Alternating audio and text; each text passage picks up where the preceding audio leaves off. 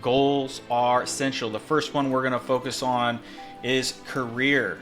If we move into the goals, which is what today is all about, goals are essential. We're going to do 4 of these kind of rapid fire. Well, think about your career. What's something right now you've been working towards, or you've at least thought about working towards in your career? Maybe you're in a transition period. Most people usually go through these transition periods every couple years or even every 6 months. You could feel like you need something different. You need something more. You plateaued in your current role, or you're just basically, you've worked yourself out of a job because you've created something that your company and your team can use, and now they don't need you anymore, which is not a problem.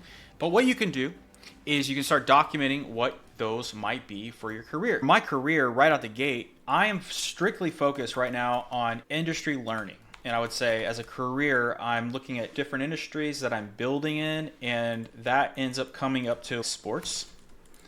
And please follow along by writing things out for you, what industries you're focused on right now. I would say sports, I would say wellness, I would say fitness, and I would say performance. Right now, I'm also learning that frequencies and other things, which I'm really passionate about. So those are my career. Hope you have yours already listed right now.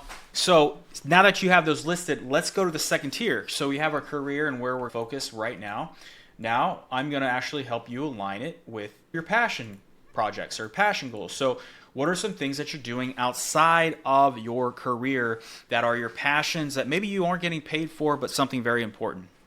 These are some passions that I want to connect with, building on the lands and also teams, building better teams and sports teams. I'm actually really passionate about. So we're getting these things documented. So again, I want to encourage you to be writing out your things. So if you were writing, let's make sure that this is why we're doing 4 categories. So we're not putting ourselves in one bucket.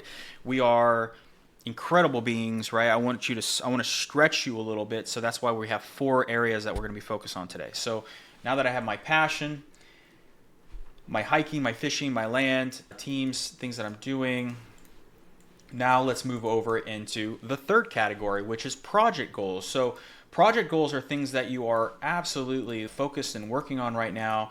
And I have quite a bit of those. If you have 3 projects and 3 businesses that you're working on, that might be your ABC. If you have additional projects that you're working around your house or different things that you just are priorities, then let's make sure we write those things out. A couple of my projects that I'm working on right now is bought a sauna, and we're going to be putting that in and learning about how to get the right amount of power to it. And then also we have another project where one of my RVs leaked a little bit from the top with a big rainstorm that came in. So we have to go and get it, like all the moisture and the water that came into the RV, taken out of the RV so it doesn't mold and stuff. So we're figuring that out. That's another project. So, right, you got projects that are coming every day, every week, every month. It's really important to be able to compartmentalize and organize those so you don't get overwhelmed on things, because they're always going to be there and they're always going to come. All right, the last section here is personal. So what are some personal goals that you're working on?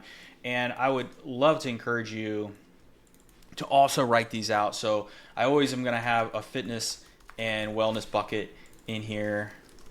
For personal, I need to feel alive with some fitness and some wellness. And then I'd say maybe for a personal, it would also be just getting out in nature more.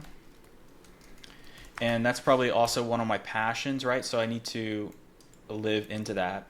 So I have these buckets, very critical, but what do you do with them? And how do you make sure that you can align these categories, these very important elements, into your days, into your weeks, into your months? But the first problem that most people are facing is they never even taken the step to actually write these things out. They're flailing. They know what they are, but they just haven't taken the time to write it down. And then they haven't taken the time to write down or map their actual ecosystem. So when you're looking at these things, your days, your weeks, and your months, now it's time to start fitting into your schedule these magical moments, these magical things. And it's such an obvious thing to do, but so many people know that it's an obvious thing to do, common sense, but it's not common practice. You got to make these things common fundamentals and muscle memory. And it's something where you activate and you know when you're going to be doing these things in the morning when you first wake up to when you go to sleep, and you're calculating these things. And it's such an obvious thing to do, but so many people know that it's an obvious thing to do, common sense, but it's not common practice.